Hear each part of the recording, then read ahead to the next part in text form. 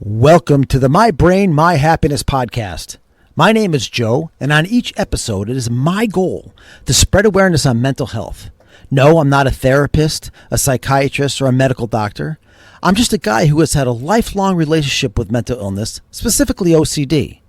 Together with you, I want to blow the roof off the stigma that comes with having a mental illness. You need to know you're not alone. I promise this podcast will be upbeat and positive. My goal with each episode is to make you understand that you don't have to take this on alone or in silence. Now let's change some lives.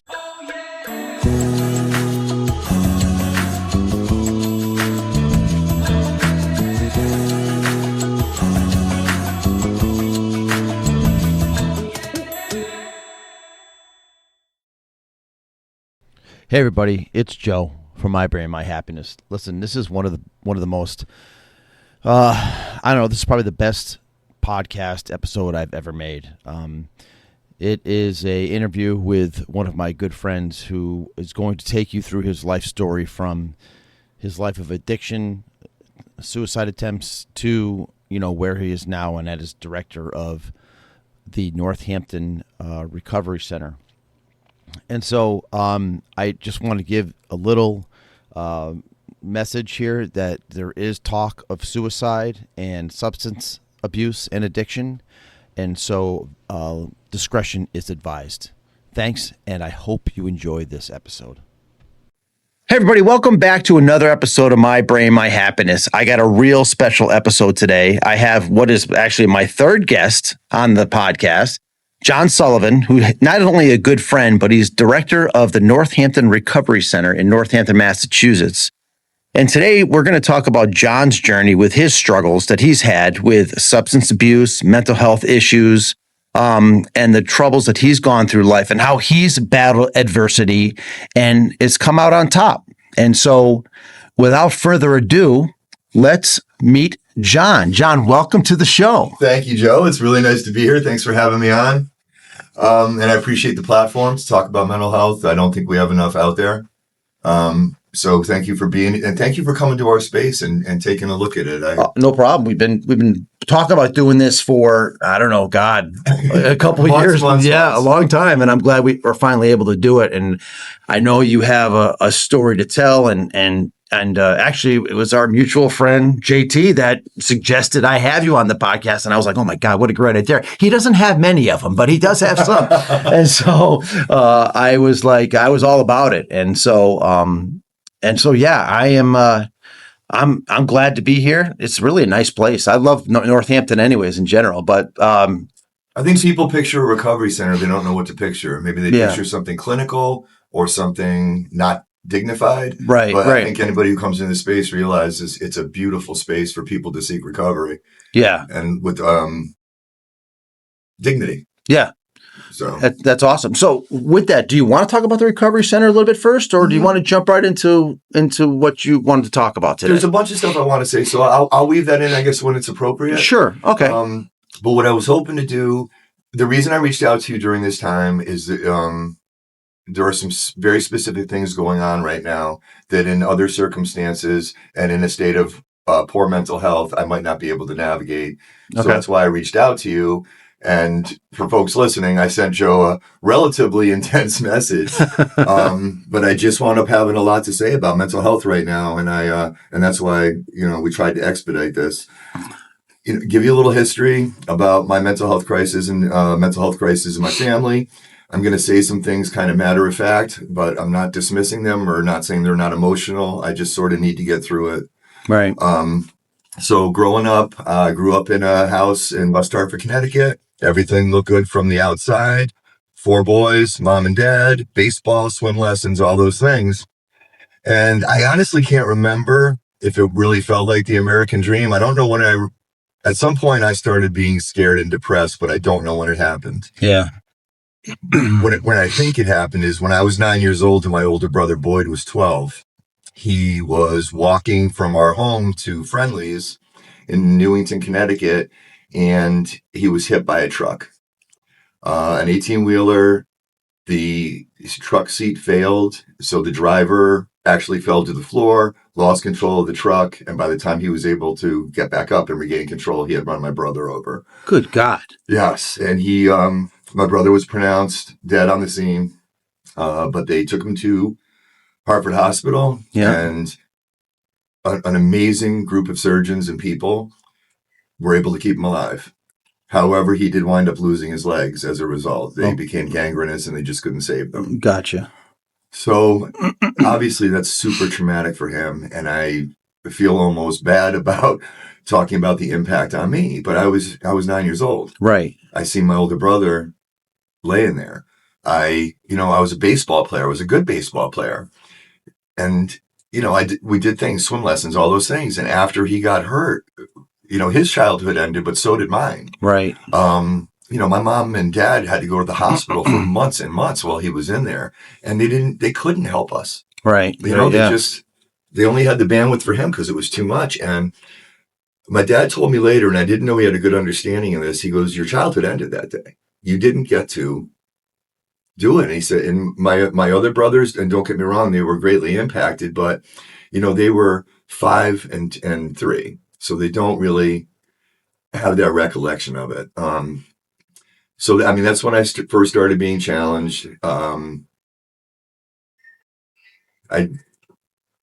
want to be mindful of how much I share. There's a lot of factors. So we're there. I'm 9 years old.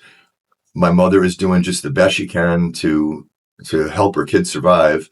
And it wears on a marriage. Having something like that wears on a marriage. And my father just wasn't able to go from the Christmas card in front of the fireplace with a family to having something broken or having something not perfect. And ultimately my parents' marriage failed. And that's when my crises really did begin. My mother didn't realize it. We didn't realize it. She had bipolar disorder. Okay. It had not really shown itself previously. And for folks who don't know about bipolar, one of the things that can happen is it can be dormant in you for a long time. And then you might run into a life crisis like losing a job, losing a marriage, having a child horribly hurt. Right. And those triggers can trigger the bipolar. Well, that's where my mom got it. And by triggered by life events, I don't mean like instantaneously you turn into like the Hulk. You go to bipolar and that is your whole entity. Yeah. But, things started happening that were noticeable and were out of character for her. She was the mom with the Volkswagen minivan who took all of us to see the Kinks. Oh my God. Me and my friends, because we did something for her, and she was just that mom. And to sort of watch this happened to her, I didn't understand it at the time, but I have a better understanding now because of my experience. Little things started happening. She wasn't doing as much. She was, there were days she was staying in bed and not coming out of bed. I didn't know at the time that there was some addiction issues. I think sometimes as a kid, you grow up and all these things happen, but you just think it's normal. Like, oh, this is just life. My brother got hit by a truck. This is just life. But, you don't have a frame of reference for another existence. And so I didn't understand as it was happening that it was addiction, but she was isolating in her room. She was drinking quite a bit of vodka. She was taking Xanax by prescription. Yeah. But I think we all know now what we didn't know then is Xanax is an addictive drug and it doesn't do anything for you other than mask symptoms and basically give you a way to ignore them. And it's just unfortunate that that's how it went at that point. Also, bipolar treatment at that time involved prescribing lithium. And for folks who don't know about lithium, at the time, it was a very effective way. It was the most effective way to treat bipolar. But you had to have your levels checked with some regularity, or you might not have, even been taking it. And I think what happened is my mom got out of the rhythm of going to her doctors, of managing it, and she slipped into the cycle. So her bipolar's not really being managed. She's getting relief from alcohol and Xanax, and we sort of lost our mom. I mean, I think I was in about 9th grade, and I became a caregiver. And I'm not saying that in a resentful way or anything else, but my mom was frail. Yeah. My mom needed protection. My father, and her were not doing great. He was a much more, and I'm not bad mouthing him either. He was a much more forceful figure, and that impacted her. So my dad was moving on with his life. He got remarried, and all things that are good that he should be doing. But his and my mom's relationship was not great, especially in regards to the kids. Yeah. My brother Ryan, who's the next youngest, he went to live with my father, and I don't blame him. Life in our house probably wasn't the best for kids. Challenge. Yeah. My mom, she wasn't neglecting us. She was unable to care for us. Mm-hmm. And that's just what it was. Yeah. My brother Scott and I, who's the youngest, we were literally using our lawn mowing money to buy groceries because we didn't have them. There was a point where, I was just talking to my brother Scott about this recently. It was so bad, we boiled freezer burned chicken and put pepperoncini juice in the water to flavor it because that's what we had. And it was just rough. Yeah. I felt like my mom needed to be protected. So circumstances happened, and I wound up, my mother really couldn't keep track of what we were doing. And I actually dropped out of school in 9th grade, and nobody knew it for about 6 months because I would just left every day. My mom didn't know where I was going. Yeah. And ironically, when she finally did talk to the school, and she was like, "How do I not know my kid's truant for 6 months?" And they told her they thought we had moved. Oh my God. My mother did point out that my older brother in the wheelchair was still enrolled in the school, and it should have been noticeable as you were trying to deduce whether or not the Sullivan family had moved. Wow, what a lousy excuse that was. Yeah, it was tough. And so my mom tried to get me back into school. My dad, they negotiated with the high school that I could take the finals, and as long as I passed, they could move me along to the next year. I took the finals. I did pass, and I'm actually grateful for this.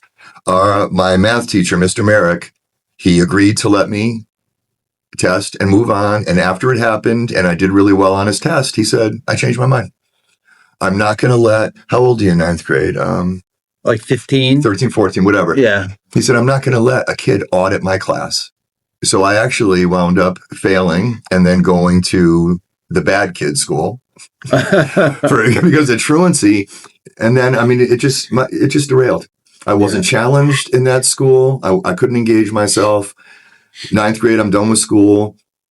I was my behavior was a problem, but not in a malicious way. I had a dirt bike.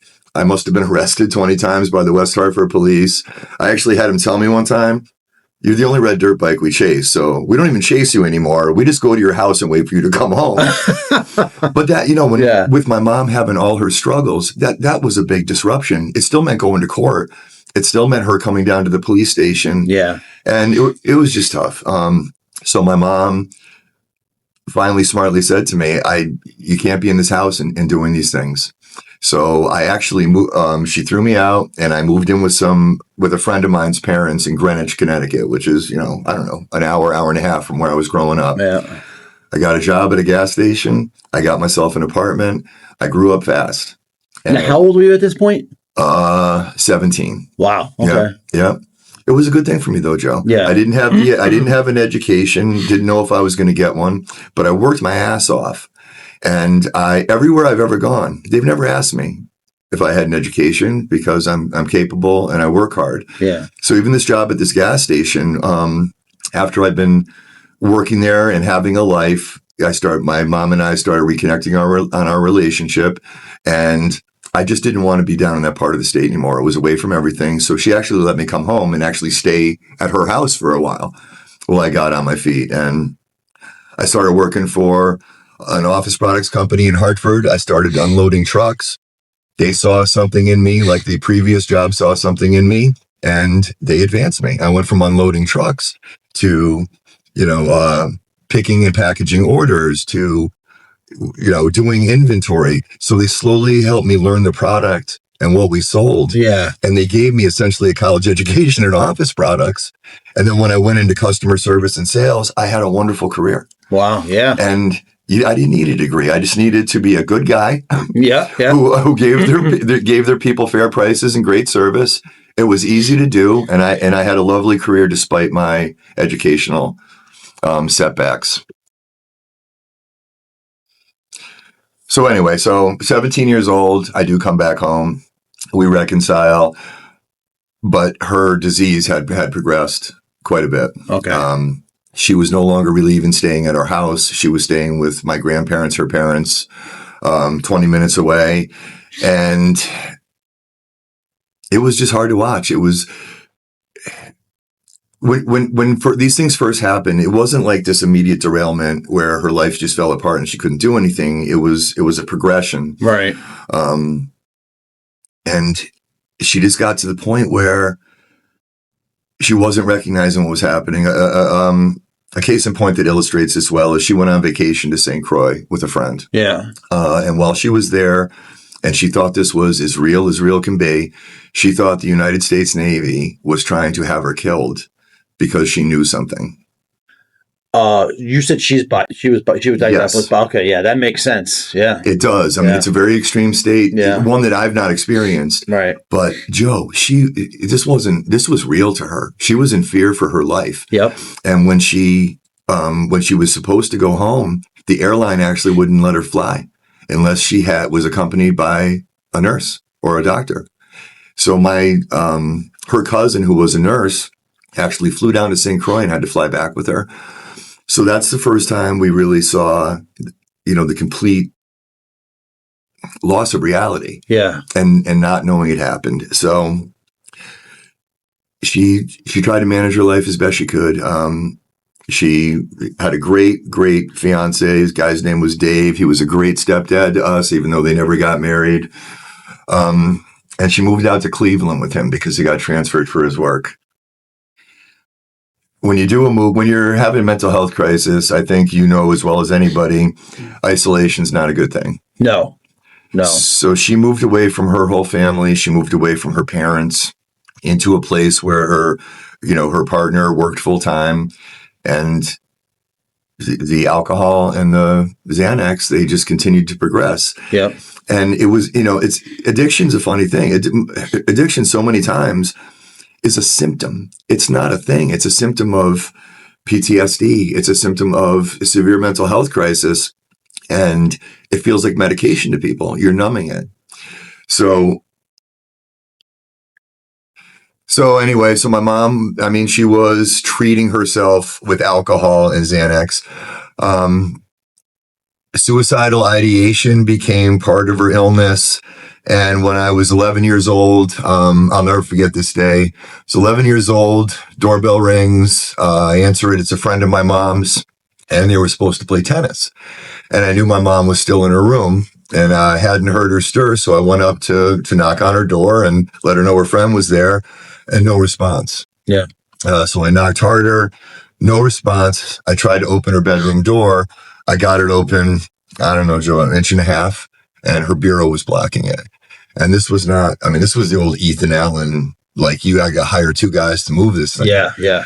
And I couldn't open the door, and I couldn't see because I only had the door open that far. So I don't know where I got the presence of mind to do this, but I went to the bathroom. I got a compact, where the women's makeup with the mirror. Yeah, yeah. And I held it as far as I could in the door, and I scanned the room.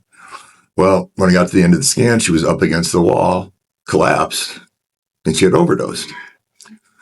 So I'm freaking out. God, 11 years old. And I'm slamming on the door, and it's not moving a millimeter. And again, I don't know where I got the presence of mind with this. I grabbed a mop, and the bureau had a little bit of space in the back of it, like some do.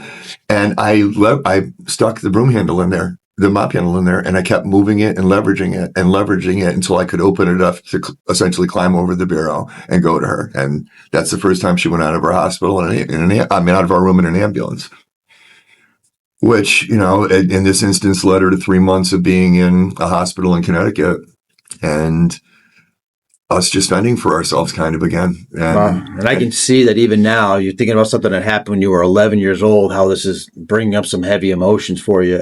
I'm not surprised at all, but it's just what struck me most, Joe, is where did the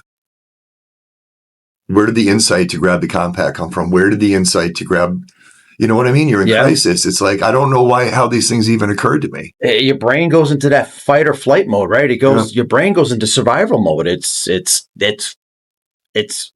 natural for the brain to do that, to figure out ways to survive. And I don't know, it's an unbelievable thing, but at 11 years old, it's even more unbelievable. That's and that's the most striking thing I really remember. And I don't want to just I don't want to sit here and go back and just catalog the stuff that's happened, but I want to at least introduce enough striking things that folks understand what this was like. Yeah, absolutely.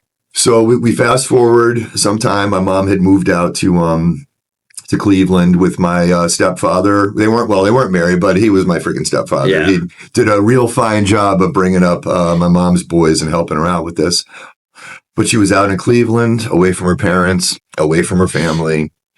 My stepfather was working, and she was isolated. And she wasn't maintaining her bipolar. She hadn't had her lithium checked in probably since before she moved. She was still having issues with the Xanax and alcohol. A lifetime of smoking was now making it challenging for her to breathe. Not like oxygen tank, but onset COPD, things she knew she had to stop. So I was 26 years old, December 15th, I think it was 1996, at home with my wife. My little brother was living with us for a while. Phone rings, pick it up. It's my stepdad. Just knew. Felt it was something bad. Oh, man. And I'm like, okay, what's going on? Right. And I'll never forget this. He goes, there's been an accident. Yep. Okay. It's your mom. I said, okay, is she okay? Long pause. He goes, she's dead. Oh. So, and I'm sure everybody has that moment you can go back to as a memory, that no matter how much time has passed, it punches you in the fucking face just like it did the first time. Right. It's all right there again, as big as life. Yeah. And that was that moment for me. Mm-hmm. I mean, she was gone. It was 2 days after her 50th birthday. Was suicide. I mean, there are so many feelings around that. There's, people feel shame, embarrassment. I was 26 years old, and I'm ashamed to say it now. No, I'm not ashamed to say it. It's normal. I was embarrassed that my mother killed herself. I didn't want to tell people. Yeah. I wanted a reason that was not that to tell people. Yeah. So I told people accidental overdose. Okay. But I mean, going through that, even well-intentioned people like my boss at the time, I wasn't even back for a day from the bereavement and burying her. And he knew my grandfather well and knew my mom did struggle with mental health. And he comes up to me, he goes, did Kathy do this to herself? I'm like, wow. Yeah. That was not thoughtful. Yeah. No. But I mean, so essentially that's the history of my growing up and the challenges that my mother faced. And I just want to reiterate again, I'm not judging my mom. I don't have a resentment. My mom was a strong and powerful woman who took punch after punch after punch after punch until she couldn't take a punch anymore. Yeah. And it wasn't her giving up. It was not her not being resourceful or smart. It was a matter of she didn't recognize her mental health had gotten her here. So that's the history with my mom's mental health. It's quite the history. I mean, it's quite the groundwork to lay, and we're all probably very interested to see where it goes from here. But it's funny. I mean, it's something that people don't talk about. Yeah. I've shared about it previously. I think you've probably read some of my blogs about suicide. Yes. Which are intense for people. And I encourage people, if it's going to trigger you, please don't read it, but I need to say it. I'm jumping out of order. Let me get with me for a minute. So yeah, I mean, after my mom's initial overdose when I was 11 years old, my life was just never normal. It never was. I always felt broken. I always felt not good enough. I always felt fear. I don't know where all these things came from. I know Dr. Freud would probably give me 400 reasons. And I mean, obviously, the things that happen to you in your childhood are going to shape you and impact you in your life. And I had plenty of impactful things early, but my mental health didn't really show itself. And my addiction didn't show itself until probably after my mom passed. Okay. So I was 26. I like going out and having some beers and playing golf, but very rarely did it get out of hand. But after she passed, a slow progression started. Mm-hmm. I started noticing that, where I would normally have beer in my refrigerator for a week and a half, I was literally getting some every day, things of that nature. And my mental health, I didn't see it. I didn't see it slipping away in the time. My bipolar at the time was sort of showing itself in a mania. And for folks who may or may not understand, I don't know if we said this yet, so I'm just going to say it. That's okay. With bipolar, there's two very strong things that can happen. You can go into a depressive state, which is more debilitating than anything I've ever been through in my life. And I'll get to my experience with that. Or you can get into a mania state, which, for lack of a better word, is fun. Yeah. You don't realize you're in a mania state. You just think you're in a fantastically good mood. You don't need a lot of sleep. You're very creative. You're in a good mood. You're buying things for yourself. It seems like a euphoria, but those things that I was doing, I was hurting myself further. These euphorias were, it was costing me things. It cost me my first marriage, my erratic behavior. And people who know me can't picture this, but I mean, I got an OUI where I led Glastonbury and State Police on a high-speed pursuit in my car and totaled my car with my ex-wife in the passenger seat. Wow. That's how bad my mental health had gotten. Yeah. We were driving home from a friend's house where we had some cocktails. The sirens came on behind me. There were 2 pedals in the car. Yeah. And I hit the wrong fucking pedal. And people can't, when they meet me and they get to know me, they're like, how's that? I was bitten by a police dog that night. Here's some free advice if you're fleeing the police. If it snowed recently and you run through a field, they can find you. There's these thing called footprints. Yeah. So, but that's where I was at, Joe. I literally ran from a totaled car, not even seeing if my wife was okay. And I'm laying down in the snow thinking the cops can't see me. And I get bit by a police dog. That didn't get me sober. It didn't get me sober by a stretch. I quit drinking for 2 weeks and I couldn't understand why I couldn't quit. It's because I couldn't quit my medicine. Yep. I couldn't quit the thing that was quieting this. I couldn't quit the thing that was helping me sleep at night. Yeah. And then I had a kind of similar situation to my mother in as much as my mental health really wasn't showing itself. Although I knew I was depressed and scared and not happy, it wasn't obvious to other people. After my mom died, when we talked earlier about the triggers and how bipolar can come on, my mom died. And then that's where my addiction started. My self-medicated started happening. And then my marriage died.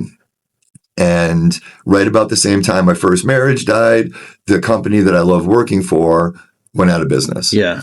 So, I'm getting divorced. We're selling our house. I'm getting an apartment. Now I've lost my job. Snowballing. Everything's snowballing. Yep. And like a switch was flipped.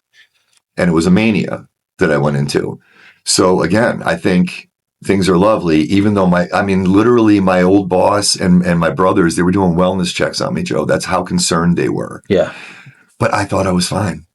Yep. I'm writing music. I think I'm just fine. And it didn't take all that long to go into a depressive state. Okay. And I decided, I wasn't going to be around. I decided not to be around. My suicidal ideation was very confusing to me, and it may seem strange to other people, but I don't just get super depressed and be like, I'm going to end it now. Mm-hmm. I live in a space of depression and fear. And the 2 times I attempted suicide, I planned them over a year in advance. Yeah. I couldn't kill myself. I couldn't in the moment do it. I mean, I don't know how well you know me, but if I get a cut on my finger, I'm like, I'm leaving. I'm going to bleed out. And I'm like, how can I possibly harm myself? Right. But something about picking a date and planning to do it then, because you had time to prepare. I can't explain it, but it's just how it worked. Yeah. So for some reason, Friday the 13th was a date for me.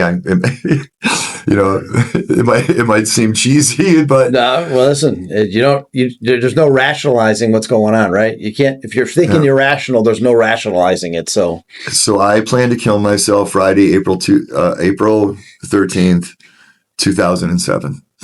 I was dating someone previous to that who I loved very much, but I knew what I was going to do. So I broke up with her well in advance so she didn't go through it. She had a daughter at the time, a 9-year-old daughter. So Friday the 13th is coming up, and I realize her daughter's birthday is April 26th. And her daughter and I had built a relationship. We had built a friendship. And I thought to myself, if I do this around her birthday time every year, she might have to deal with this. Right. So I decided I'm going to switch the date. Okay. I'm going to move it back. So I moved it back. And so July 28th, 2007, I got into my bed. I took 100 Xanax. I washed it down with some vodka. I laid down and I said to my mom, I said, just please take me peacefully. I was in such weird space, Joe, that as I was taking the Xanax, one fell on the bed. I laughed in my own head. I said, that might be the deal breaker. Let me get it. So that's where I was at. And I laid down, Joe, and I there was no second thoughts. There was no fighting. I just wanted to die. The night before I did that, I had taken my phone. These were flip phone days. I broke my phone in half and I threw it in the dumpster so I couldn't call 911. I put a hunting knife in the next room in case the pills didn't work and I was in agony and I had to kill myself. I didn't want to have it next to me. Okay. But this is how far it got. My God. So my ex-wife, who was my girlfriend at the time, she called my phone and noticed it went to voicemail. So she tried again in the morning, noticed it went right to voicemail, and she called the police and did a wellness check on me. And if she hadn't done that, you and I are not having this conversation. Wow. I am so grateful she did that. And wow. And I mean, Jesus, Joe, my brothers, they took me to Hartford Hospital, and an emergency room doctor, my brothers had to listen to someone saying, please don't get your hopes up. I've never had a face-to-face conversation with someone with this toxicology report. And there was nothing they could do. It was already all in my system. So, the charcoal IV, all the old stuff. Yeah. And 4 days later, I came out of it. I don't know how this happened. They explained it to me some time ago, but my body reacted so crazily to the overdose that actually where my knees met when I was laying down, they had melded together. They had attached themselves through. There were scabs. You moved them apart, and there were scabs. I'm having trouble explaining it, but no, right. Like your legs, your knees met, and where they were met, where I was laying down. Yeah. During the course of what my body was doing through it. I don't know how it happened, but yes, they called it something. But the point is, I mean, Jesus, dude. Yeah. And oh my God, so 4 days I come out of it. My ex-girlfriend, she essentially told me, she goes, I love you.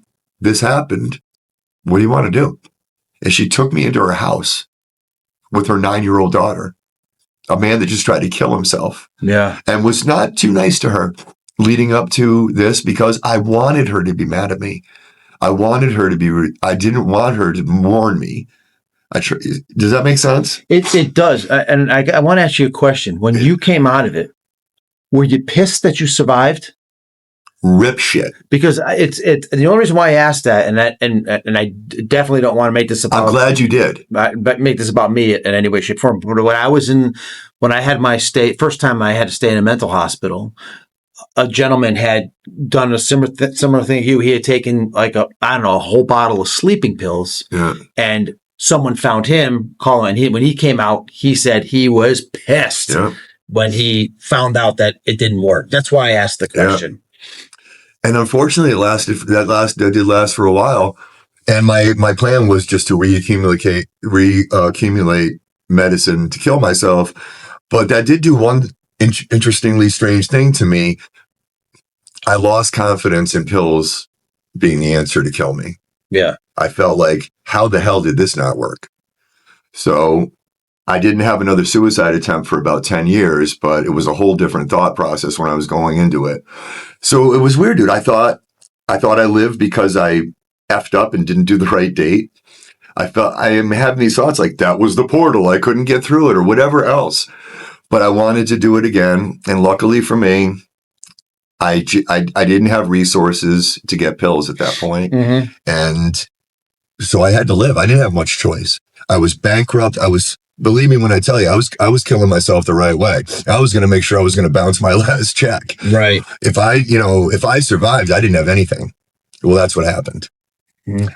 So, one of my best friends, I called him up. I said, I'm in trouble. He goes, where do you need me? I told him. And he said, do I need my truck? And I said, yes. And he came down to my apartment. We gathered all my entire life, and my girlfriend at the time let me bring my stuff to her house, and she let me live with her and be with her. She saw something in me that I didn't see. Mm-hmm. And she certainly saw something that wasn't broken. And I thought it was irreversibly broken. I thought that's where I was at. But that's it. We had a pretty good life for a while.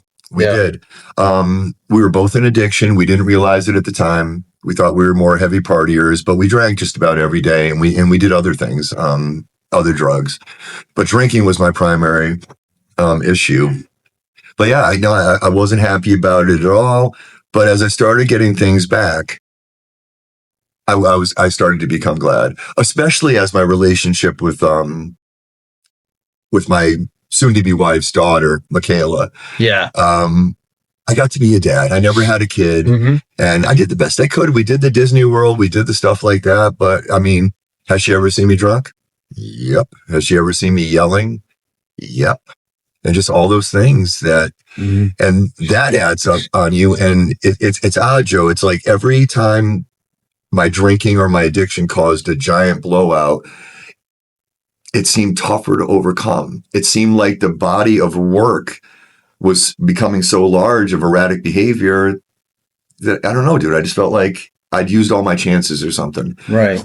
But I started working again back in office products, which I knew well, and that was good. We, my girlfriend, we got married. We moved to Florida to be closer to her family. I mean, we golfed almost every day. We had fun, and we really enjoyed each other. But with the addiction, the good times were just really, really good times, and the bad times were really, really bad times. My ex and I, we both, our tempers were an issue when we were drinking. So when we were getting along, things were good. And if not, there were noticeable and loud arguments that we're not proud of, especially since there was a kid in the house. And please, I'm not painting this as a daily thing or a weekly thing, but it's striking, when you have a parental figure and you hear them completely elevated and sounding irrational. Yeah. So we were down in Florida from 2009 to 2012. Our addiction had just progressed and progressed. We were no longer a viable option to be together. Mm-hmm. So I came back to Connecticut. I came back in 2012, worked another office products company, a rather large one, had recruited me a little bit while I was down there. So I came back to a job, and it was good stuff. And when I came back, I was happy. I was really sad that the marriage had ended. I never, ever stopped loving her. Mm-hmm. I mean, she was just an amazing person. She had her daughter when she was, I think, 17 or 18. Yeah. And that can derail someone's life, not hers.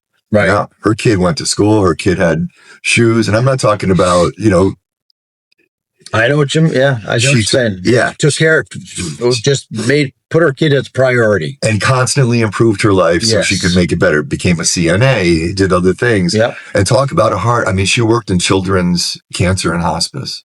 Wow. I mean, you got to have a special kind of yes, you do of heart for that. I'd visit sometimes and see the kids there, and it's just like, you know. So that's just the person she was. So I came back. I was doing okay. I really was. I was enjoying what I was doing and who I was doing it for. I had a great living. I reconnected with you guys, you and JT and some other people. We started golfing again, and life was pretty good. And in 2014, my company basically told me they wanted me to take a job in corporate. I mean, it was a big move up, a lot more money. I didn't want it, Joe. No, I didn't want to move to Brockton, Massachusetts. I wanted to stay where I was. And I was basically told by one of the higher ups there in a threatening way, you don't have to take it, but this might be the last opportunity you get. Yeah. Which is a crappy thing to do. It is a crappy thing to do. I mean, dude, you're doing a good job. We appreciate your work. Yeah. But now if you don't do what we want you to do, this is going to be your last opportunity, no matter how good of a job. Right. And I'm not saying he would have followed through on that threat. It was just really inappropriate to put me in that position. It was inappropriate. But I went out there. I did what I always do. I worked my ass off. I kicked ass. I continued to be promoted. But now that I was in a management position, I couldn't have friends in this whole corporate office. Oh. I was a department head. I wanted to date this girl in AR, and so I talked to my boss about it. No, you can't. Why? Because she can do you favors. If you have a customer that's on credit hold or something, she can release an order and blah, blah. I'm like, is this really? What, should I put that on my Match.com ad? Oh, my God. So long story short, so I'm working 10 hours a day with absolutely no social life, no community outside of work. So it became 10 hours a day, go home, drink until you fall asleep, wake up and do it again. And this was 7 days a week, just about, because I was working a lot of hours because the job was hard and required a lot of work. But I was also working a lot of hours because when you get impaired every night, you're not the sharpest knife the next day. Right. So even though I was still doing very credible and capable work, I got behind and it was uncomfortable. And I was alone. And yeah, Joe, I was either going to work or I was drinking to pass out. There was no middle stuff happening. I had my dog at the time, Rory, and the only thing I was really doing with any consistency was taking care of her. Okay. So deteriorate. I wrote it out as long as I could, but in June of 2017, I hit this point and I totally snapped. I drove into the office at like 5 o'clock on a Monday morning before anyone was there. I loaded up my desk and I just left. Never told anybody. And I decided, this is important. I'm sorry, I omitted this and it's important. So after my first suicide, I had given up on pills. Mm-hmm. So Friday the 13th was important to me. My mother killed herself 2 days after her 50th birthday. I think I shared that already. Yeah. And I'm sorry if this is discombobulated, but part of the aspect that really impacted me from that was I had called her on her birthday and my stepdad had said, hey, she's having kind of a tough day. She's in bed. Yeah. Why don't you, check in with her again? And I never wound up being able to talk to her. So then to have her kill herself, the first thing in your head, and it shouldn't be, is what could I have done different? Mm-hmm. If I had talked to her that day, would it have been different? Yeah, probably not. No, of course not. But you don't know that at the time. Yeah. You never know that at the time. You always want to know, what could I have done to save them? Right. So I never got any peace with that. But and the weirdest, most interesting that came out of this is I decided that 2 days after my 50th birthday would be the absolute perfect day to kill myself. So it was probably over a year and a half beforehand. But I was already in Brockton and I decided, okay, this is the day I'm going to kill myself. And I'm going to try to work until I do that and do all those things, but I'm doing it. So that was going to be August 7th of 2017, 2 days after my birthday.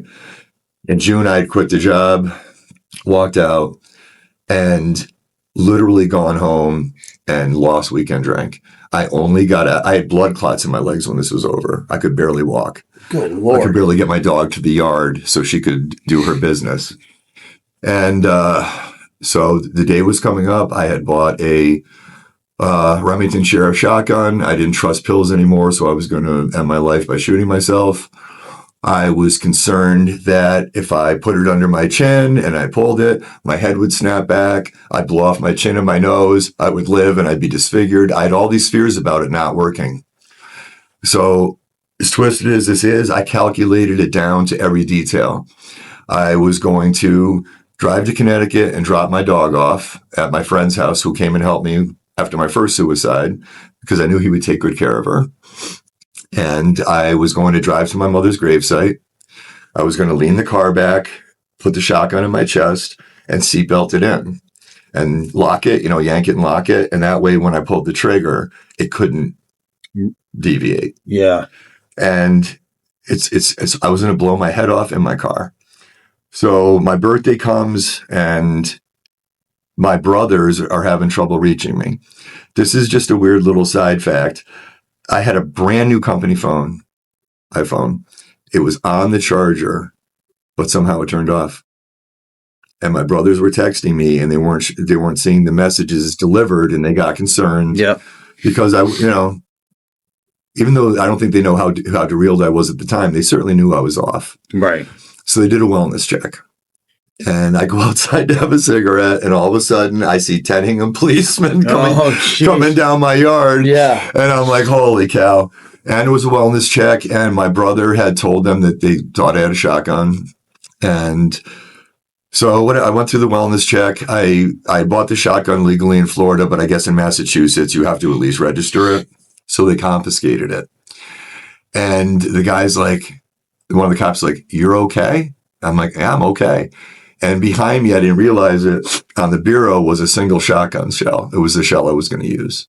Oh. And he looks at it and looks back at me and goes, "I ask you again, you okay?" And I said, "Yep." So he said, "You can come down and pick up the gun tomorrow, but you have to register it." And I took the only smart drinks I ever took in my life, Joe. I woke up that next morning, so it's one day after 50, and I decided I'm not going to think about anything. I took a Seroquel, which is I take Seroquel. Okay, so yeah, so for folks who may not know, it's a good treatment for bipolar, but one of the side effects is it makes you very sleepy, so it makes it very easy for you to basically just medicate yourself into oblivion whenever you wanted. So the day after, I drank all day, essentially just so I couldn't pick it up. Yeah. And then the next morning, I'm like, okay, I can still go up in the morning, get it, still execute the plan. I don't know why, but I got up in the morning and I said, drink. And it kept me, as silly as it sounded, it kept me from picking up the shotgun. And the day after, the danger was gone. That's just how my mental health works. Yeah. I missed the window. The only option was I have to wait for the next window. And that's part of what I'm here to talk about today, because as I mentioned before, for some reason, Friday the 13th seemed like the way I was going to do it. And after I didn't attempt suicide on, right after my 50th birthday, I started obsessing on the next days that were appropriate for me to do it. And they were mostly Friday the 13th. Yeah. And I knew when everyone was coming up. I knew if I had to pull the parachute. So luckily, I only really one time since then have I come close. My mother was born on December 13th, and there was a December 13th that was a Friday the 13th. And I thought, my mother's birthday, Friday the 13th. I know this sounds crazy, but I thought that's the portal I need to enter to leave this. Yeah. Whatever it is. But it made sense to me. And it was real to me. And that's what scared me, dude. It's like I told a therapist, I said, I'm picking a date 2 years out. What am I supposed to do? Call you the week before and say, admit me somewhere, section me? Yeah. How do you treat that? I have no idea. You don't. Nope. Yeah. So just a little bit of recent history. I'm getting to the positive message, I swear. So I've managed these mental health conditions for quite some time now. One thing I did that has greatly helped me manage these symptoms is I stopped using alcohol and drugs on August 22nd, 2017. And from that point on, my life, my mental health, and everything has improved consistently. That's awesome. It's pretty amazing. I mean, don't get me wrong. A lot of the PTSD that I still suffer from, the hypervigilance, which is a byproduct of growing up in a place that seems unstable and unsafe. And so I did have to deal with these things, but I had to deal with them. I didn't have the alcohol, the drugs, anything else to put it off. So it was super hard, believe me. Now, I had rendered myself homeless. I had still intended to bounce my last check. I literally had spent my entire 401k, everything. I was going out with nothing but the furniture in my apartment. And then when I didn't go, now I had to pick up the pieces. Yeah. After my 2007 overdose, I lost everything at that point, but I built myself back up, got my life back. If anybody's seen Monty Python and the Holy Grail, there's a scene where this guy builds a castle on a swamp, and he's talking to his son. He goes, "I built my first castle, and it sank. And I built my second castle, and it sank. And I built my third castle, and it burned down, and it sank. But my fourth castle," and it's just a silly thing, but I've rebuilt my castle. Yeah. And so in 2007, I had this 10 years of momentum where my career is back on track and it's taking off again. Yeah. But I hadn't dealt with any of the real shit that was happening. Yep. So in 2017, essentially was the second time I burned down my life. And I was in a halfway house, Joe. I was in a program with 16 other guys. Yeah. It was a far cry from living in Hingham and having an executive position, believe me. But when I was in this last round of detox, this woman said to me, and she was a relief worker. I only met her once, and I couldn't pick her out in a lineup, but she changed my life. Yeah. She said, "You need to take a year off of your life to save your life." Didn't understand it. Yeah. I'm like, no, I'm going to spin dry and go back to the world and build it all back up again. But it really sunk in, and I started pursuing care after detox. I had met this person in detox, and he was going to a program in Northampton, Massachusetts. I had no association with Northampton other than I brought some girls on dates here once because it is a nice town. It's a great town. As you pointed out. It's a beautiful town. But in this detox, I met this guy, and he was getting into this program called the Hairston House, which is the program I wound up getting into. Well, to get into a program like that, you usually have to be referred from a detox or from the jail. Unfortunately, I got out of detox before they could find me a space. But I had this vision of what this guy told me about the sober house. So I started calling that exact sober house. Yeah. Basically asking to get in. Yeah. And that's a whole new other story in itself. But to say the least, the director there was not interested in having an interview with me coming off the street. And he just kept saying, "We don't have anything right now. Call back in a couple days." And I kept calling back and calling back. Yeah. And he never even asked me really what my story was. So one day I caught him in a bad mood, and he goes, "Enough of this. Do you even know what you're looking for? What are you looking for? A halfway house, a sober house, sober living, blah, blah, blah." And he's yelling. And I'm like, "I just want somewhere to go get sober." And he goes, "Can you be here Tuesday at 10? And I'm like, "Yes." "Are we still yelling?" And I go there for the interview Tuesday at 10. I'd stayed with the same friend who had bailed me out twice on their couch. Yeah. And my ass hadn't even hit the seat. I'd already gotten in.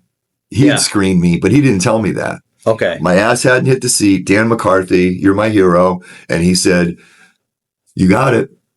Now it's going to be what you make of it." Yep. So he asked me to do some very simple things. He asked me to go to a recovery meeting every day. Yep. And he asked me to do 10 hours of community service every week. Yep. And I did those things. Yeah. And being in that house, I thought I was naive. I thought, okay, there's 16 of us. We're all getting the same exact medicine. We're all going to be fine. Yeah. Not true. No. I was getting that medicine. I was really falling in love with recovery. I started volunteering at a homeless breakfast. I was embarrassed at the time. I'm not now, but like you, Joe, I do have some OCD issues, and I had legitimate fear around being around homeless people. Yeah. I had fear about misconceptions of cleanliness and all this stuff. Sure. And I knew I had it though. So it's funny, when we first started volunteering there, they're looking for volunteers to do certain roles. And once you claim this role, it's sort of your thing. And I chose bathrooms. And I did it on purpose. I wanted to face it. Yeah. I wanted to be in it. And believe it or not, that little thing went a long way for me. I believe it. And I remember this was really striking. So we would, because so many folks were homeless, we would actually lay out yoga mats if folks wanted to sleep for a little bit too. So one of my things was I was wiping down the yoga mats. Well, I see a small bug, and my bias or whatever else I had to homeless folks, I'm like, oh my God, it's lice or something. And I'm spinning out of control. It was a fruit fly. They had a banana in their backpack. Yeah. You know, and I'm freaking out and I'm ready to, go delouse myself. Yeah. It was just such a great thing to have done and been through. Right. Because that now I'm not someone volunteering or serving someone. I'm someone in a community with folks. And right. It was just a beautiful thing. Yes. That's probably why they wanted us to do that. As far as the daily meetings, he basically told me, we're not going to put a tracking collar on you. You're going to do what you're going to do. But he goes, it's a small, big town. So if you're standing in the CVS line at 7:10, you're probably not going to a meeting that day. Yeah. So basically, it was what he had to say. But dude, I wanted this. I didn't miss a meeting a day. They tell you to do 90 meetings in 90 days. Joe, I guarantee you I did 120. That's amazing. It is. And the beautiful thing is, when I first got in there, I'm like, well, this is what they're asking me to do. This is what I shall do. So I did the volunteering and I did one meeting a day. And this guy who's no longer with us, who I just love, he passed away sober, which makes me very happy. But this big dude in the house named Jeremiah. Yeah. One day I'm laying down on my bed at like noon, and he knocks on my door and he goes, hey, we're going to a meeting. I said, yeah, I'm going to the meeting tonight. He goes, what's wrong with 2 meetings? And I'm like, nothing. So I went with him and, 5 or 6 other dudes. Yeah. And it was awesome. It was not a scared and lonely person going into a scenario where I knew nobody and I needed to do something. I was showing up with people, with friends. Yeah. We were making meetings, man. There was just a real safety in that. So between the director vetting me to come in and then the guys that were so serious about recovery, taking me under their wing and seeing I was serious too, it was great. And then going forward, as new guys came in, I became that guy. Yeah. No, you can do 2. Come on, let's go have some. And it was fun though. We weren't dragging ass. We're laughing. We're men in recovery. The jokes weren't the cleanest. The language wasn't saintly, but we were getting healthy together. And like I said before, I thought we were all getting the same medicine. In hindsight, and this is just the way it is, so I'm just going to say it. There were 16 people in the house at any given time. And the entire time I was through with rotation and things like that, I'd say I probably cohabitated with 24 different people. Okay. 8 of them are now gone. Oh my, wow. 8 of them are now gone, including one of my roommates. Wow. I thought we're getting the same medicine. I thought we were going to be okay. The person who told me about this program and was at the program when I got there, so I knew somebody. Yeah. He overdosed probably about 3 or 4 months after getting out of there and died. My roommate. So I guess this is important. People understand that you can have the best of intentions and all the resources, but you gotta be ready, right? You it's not even. You gotta want it. I don't know what the. Well, no, want and ready are important. But it's not just that simple. It's not.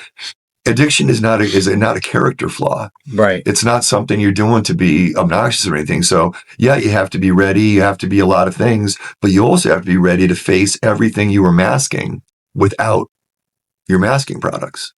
So it's hard, dude. It's a lot happening at once. I mean, I had to fix the relationships with my family. Now they've seen me 3 or 4 times lie about being sober. They were losing heart in me. Yeah. But I had mentorship. I had the director at the Harrison House who took me under his wing.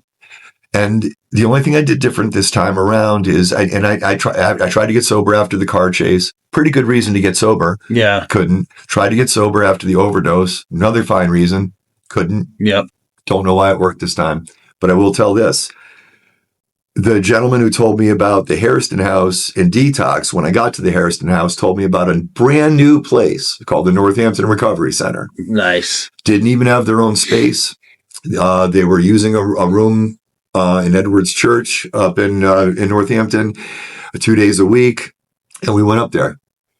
And I walked in there, and it wasn't like the other stuff I saw. It wasn't like AA meetings where everything was really dogmatic and intentional and on a schedule. It wasn't. It was just a bunch of people sitting around interacting. Yeah. Everybody with the same personal goal. Yep. And you just immersed in people with the same goal. And that's a huge thing. Yeah. Yeah. There's no format to learn. There's no hand holding and kumbaya shit. And don't get me wrong, 12 steps saved my life. AA saved my life. But it's not for everybody. Right. And if you don't, people need to come up with a recovery plan that works for them. Mm-hmm. AA worked for me. So even if you're willing, even if you're ready, again, you get back out into those stark feelings, and the knee jerk is always going to be, I need my medicine. I need my medicine. And I think that's why the cycle stays where it is. But this time I was ready. I found the center on that day. And I went up there every day it was open until I watched this place evolve. We went from being open 2 afternoons a week. Yep. To then opening up on Friday evenings to do a writing group. Yep. I used to love going to the writing group. I found out I was a good writer. I didn't know that before in sobriety, and which was great. I journaled a lot of my early sobriety, which I love to go back and read. Mm-hmm. But I got more involved, and I started becoming a volunteer. And so that became my volunteer work. And I like I said, I was here every time I could be. They found out what my strengths and skills were, and they let me utilize it to help them with the center. Like as they were getting up and running, they had to open accounts with office products companies, and they had to get stuff. They put me in charge of that. I got to do the facilities work. Yeah. So basically they said, hey, thanks for volunteering. What can you do by rolling out of bed? I'm like, this is what I can do. So even looking around this space now, this is still an extension of my facilities work. Wow. So the director at the time, she found my strength. She engaged me, and she was my second mentor. We had the Hairston House, Dan McCarthy, and my mentor here, Lynn Farrow. So what else? So at the Recovery Center, one thing that was very different that was important to me is their recovery meeting. It's an hour long, like an AA meeting, but there was a difference. The dogma wasn't there. Yeah. It was just a topic discussion meeting. We didn't do readings. It was just people, dude, talking about what was going on that day in their recovery. And then other people who likely have faced a very similar day supporting that person and saying, this worked for me or this worked for me. So I can look at someone in the face and say, 12 steps saved my life. Yeah. But if it's not for them, I'd rather tell them 12 steps are not the only option. Recovery Dharma. A lot of people just recover spiritually through church. Mm-hmm. You know, I needed accountability and I needed abstinence. So far, so good for me. But so we're watching this place grow from 2 days to 3 days. And then we got some seed money and we got our own space. Holy mackerel. It was a whopping 987 square feet. Right. With charcoal carpeting. Yeah. 2 walls painted mustard, 2 walls painted ketchup.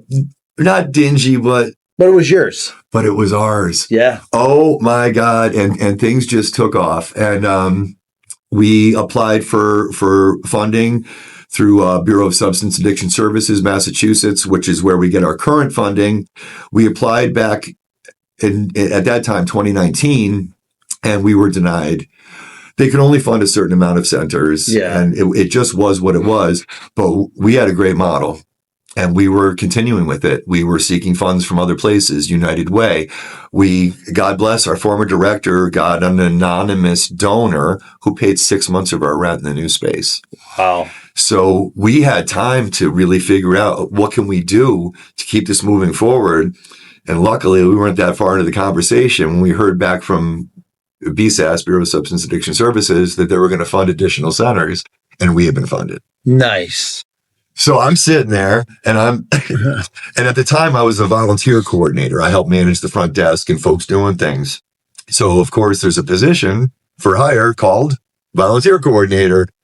So dude, I had the opportunity to apply for and get paid for something I was already doing because I loved it. Yeah. Kind of hard to go wrong with that. No, you're right. Exactly. And then I got to do my facility stuff again. Yep. The timing was interesting because of COVID. Yeah. So we got our funding in 2019, and then essentially we're closed. Right. So we're talking with our funders, and we're like, do we send the money back? What do we do? Tell us how you want us to navigate this. And they said, no, the money is there. Build the center, and then when we're through this, it's ready and open. Yep. So that's what we did. And Joe's in this space. I would encourage anybody in earshot to come and just take a look at this. It just looks different than anything you'll see. It's a safe space. It's welcoming. When you come in the door, you feel like Norm from Cheers. Yeah. It's just, it's all your recovery people. Prior to that, and again, I'm sorry for skipping around, but prior to us getting funding, I wanted to do this work. I wanted to work with people. Mm-hmm. So there's a local provider here, Clinical and Support Options. There were service providers, psychiatric meds, things like that. They were hiring something called a peer specialist, which is someone with lived experience who can support people going through addiction, not people with licenses, or people with lived experience. And it's just been such a game changer, especially in the world of recovery. I'm grateful for my therapist. He sits across from me and he knows about addiction. He has read about addiction. He does his best to help me with addiction. He hasn't faced it. Up here doesn't have all the licenses, but they can say, I understand that. Yeah. I had something similar happened. Yep. And not only, so you're number one, you're normalizing a person who feels completely insane and probably feels some shame, because one thing with addiction is so many people look at it as a moral deficiency. We carry it. So it's just a hard place to be. And it's especially a hard place to break out of. So it's amazing how I even got the interview for this job, because it was a bunch of coincidences that I don't have time to share them all. But essentially, I took a job for $12.90 an hour, Joe. Yeah. After having the career I had, you got to witness some of it. Yeah. Because I loved it and I wanted to do it. And honest to goodness, if I could have managed my bills, making that kind of money, I probably still would be doing it. Yeah. But this became available, and it was a little more money, and I had the opportunity. Like I said, I'm doing my job. Yeah. But the problem was the joy I was getting was working directly with people. Mm-hmm. And I kind of lost sight of that when I started doing this work on this side. So when I started working for the recovery center, obviously I'm still working in recovery, but it wasn't working directly with people as much, which right. there was more administrative, more other things. And I really wanted to work directly with people, but here I am. So I very much enjoyed being the volunteer coordinator, and the director at the time, Lynn Farrow, she kept believing me and seeing things in me. And she actually started letting me help her with her responsibilities as director. Didn't realize I was being groomed at the time. Maybe she didn't even realize it, but she understood my capabilities, and she wanted to make sure that I was feeling productive and challenged. Yeah. But, and again, I'm not lamenting this, but it did move me away from the direct support I was doing as a peer specialist. Then the directorship becomes available, and I honestly didn't want to do it. I was already far enough removed from working directly with people, but at least I could go out interacting. I knew our community. But okay, so I applied for the director's position and I get it. I actually completely changed my tact on feeling like I was removed from helping people. I lost sight of something. It was pointed out to me by a friend of mine from recovery. Being the director is a different kind of direct support, but it's direct support. I'm responsible for the safety of this place so people can come in and recover. Yeah. I'm responsible for the financials to make sure the lights are on. I'm responsible to have this available to the person with the courage enough to open the door, which is all I did. The only thing we all have in common in recovery is the courage to open the front door. All of our stories are different, but there are so many similarities interwoven, and that's where the beauty and the growth comes from. Yeah. So even though you're not directly working with people, you are still helping people. Exactly. And somebody's got to do it. And in a meaningful way. Yeah. It didn't feel meaningful without the face-to-face. But you know what? I learned a valuable lesson. Get this shit done in here and then get out there and be in community. Yeah. And then you're doing face-to-face. So. And your office is fucking cool. I'm going to tell you that right now. So I think this was jumbled and everything, but the big point and what made me reach out to you in the first place, Joe, is in February, we had a Friday the 13th. Yeah. And in March, we have a Friday the 13th.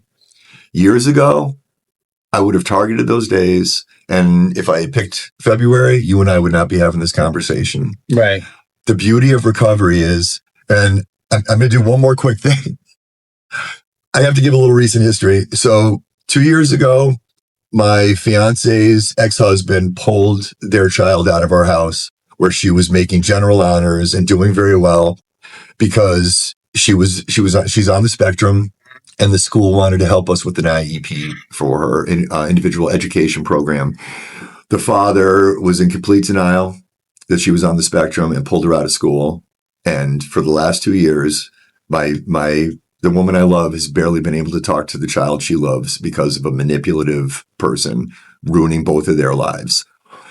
So that happened in January 24. April 24, I get diagnosed with lung cancer. Don't panic. It didn't turn out to be lung cancer, but it was a substantial disease that I'm still managing, but the prognosis is good. But through all these things, I started getting desperate. I started, you're going to want to, I started thinking about use again. Yeah. And then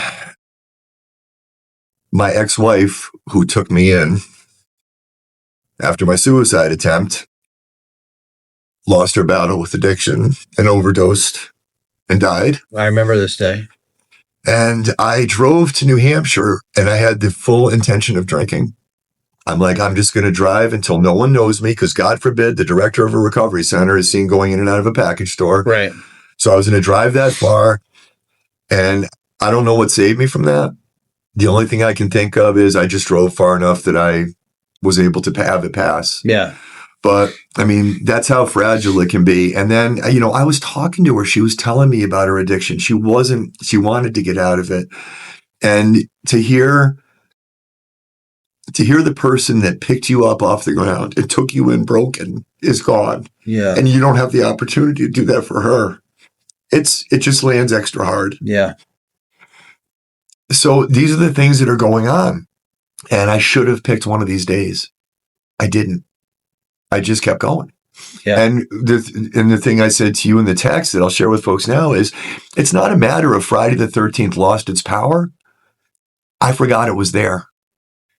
And that's even better. It is even better. Honest to God, the best things that have happened in my mental health have been things that fell off without me noticing. Without even noticing. The hypervigilance, the suicidal ideation. I'm not saying, Joe, that I don't get to points where I'm like, I'm going to kill myself. I understand. But they're fleeting. Mm-hmm. And when they're not, I ask for help. Yeah. So during this crisis, I have seen my prescriber at least once a month. For folks who aren't on mental health medications, that is not normal. It's usually a quarterly checkup to see how you're doing. But we really wanted to manage my medications carefully because I was in the danger zone. Mm-hmm. And I'm not saying I've gotten through this perfectly. I'm going to out myself to my coworkers. I had a black eye recently, and I told people that I was pulling a guitar off, and I hit myself in the eye. I punched myself in the eye, not intentionally. I was so far at the end of my rope and my ability, I started whacking myself in the head, and I caught myself and gave myself a black eye. That's how far you can get along. But with the management and the therapy and the medication, I felt like I had bumpers like in bowling. That I was still all over the place, but I didn't go into the ditch. And the message I just wanted to pass along is for everything that I've been through. I mean, number one, I'm not trying to be dramatic. I shouldn't be here. Medical professionals have stated that I shouldn't be here, but here I am. And Joe, I could do another 2-hour show on all of the little nuanced things that have happened along the way here that have guided me to that seat to be a director here.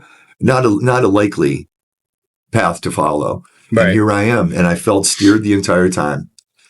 So no matter what's going on, no matter how hard it is, I encourage people to reach out to folks, reach out for professional help, find people that you're comfortable working with, and we can get through these things. I have hope for the first time, like ever. And like I said, as challenging as this has been, and I've not been at my best several times, but I've been at my best most of the time. Yeah. And I'm going to tell you something. This is what this podcast is all about. And the videos that I put on TikTok is what this is all about. It's people who have experienced it. It's not some clinical doctor. It's not a therapist. It's not a psychiatrist. It's people who have experienced it and lived it. Talk about how they coped with it and how they battled through it, because any doctor can tell you what they think you need to do. But they can't share their map out of the woods. Exactly. And that's what we share as peers. Yes. When we get out of the woods, we look back and we say, who's coming? Yeah. So. Right. And I always tell people that, you've won every battle that you fought so far. You're doing great. You're doing great. You're still here. Yep. That's one of my favorite sayings, Joe. I have a meme. You've survived 100% of your worst days. You're doing great. Exactly. And you're right where you're supposed to be. Exactly. John, this has been amazing. I haven't had... Put it closer. I haven't had much to interject because your story has been so captivating for me. I've known. Tell Heidi the best way to shut you up. Oh my God, I've known you for a million years, and I literally just learned all this stuff for the first time, and that's why I just sat here and shut up. My mouth was hanging open. Well, Joe, you didn't know because it wasn't polite conversation. I understand. You don't go up, even though as good of friends as we were. Yeah. What are we going to be sitting on the tee box and me going, and when I was 11, I get it. It's just that now is the time to say it, and now is the time to know wherever you think you're at. However desperate you feel, however much you think you might be running out of options, ask for help. Don't do it alone. Ask for help. Yes. There's no shame in it. There ain't no shame in that game. It's time to stop the stigma. And, the good news is that when you look at depression and stuff, that the numbers are coming down a bit. It's still the leading cause of death in the world, but not in the United States. And some of the numbers have dropped for adolescents with suicide, and it's trending in a better direction, but not fast enough. And so there's some conflicting reports out. I'm sure there is. Yeah, that was just no, dude. That was a quick Google. I know, but the powerful point to make is there is such a spotlight on it now. Yeah, there is. So there's direct outreach to the kids in the school. Kids are learning some adult stuff, but stuff they need. I could have died in addiction in 2007. And here I am in 2026, alive and helping people with addiction. Yeah. So I appreciate it, my brother. Thank you so much. So everyone, this has been another episode of My Brain, My Happiness. Thank you all for listening. Peace. And you know it. I love you all. Thanks, John. You got it, brother.